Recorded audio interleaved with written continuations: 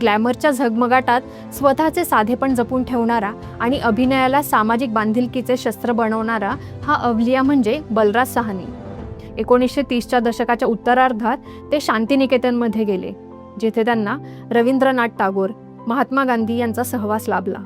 बलराज साहनी यांच्या जीवनातील सर्वात थरारक आणि चर्चेला गेलेला भाग म्हणजे त्यांचा तुरुंगवास. 1940च्या दशकात भारत स्वातंत्र्याच्या उंबरठ्यावर असताना साहनी केवळ अभिनयात व्यस्त नव्हते, तर भारतीय स्वातंत्र्य लढ्यात आणि इप्टा म्हणजेच इंडियन पीपल्स थिएटर असोसिएशन या डाव्या विचारसरणीच्या संघटनेशी जोडले गेले होते.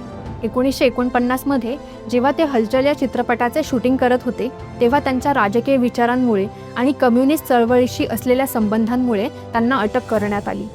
सरकारने त्यांच्यावर देशद्रोहाचे आणि प्रक्षोभक कारवायांचे आरोप लावले होते. पण अभिनयाची ओढ इतकी तीव्र होती की चित्रपटाच्या निर्मात्यांनी न्यायालयाकडून विशेष परवानगी मिळवली. बलराज साहनी यांना शूटिंगसाठी दररोज सकाळी पोलीस पहाऱ्यात तुरुंगातून स्टुडिओत आणले जायचे आणि शूटिंग संपले की पुन्हा तुरुंगाच्या कोठडीत नेले जायचे. ही भारतीय चित्रपट इतिहासातील कदाचित पहिलीच घटना असेल जिथे नायक खऱ्या आयुष्यात कैदी होता. नाट्य विश्वास पुणेच्या पुढील अपडेट्स जाणून घेण्यासाठी आमच्या चॅनलला सबस्क्राईब करा व बेल आयकॉन प्रेस करायला विसरू नका. धन्यवाद.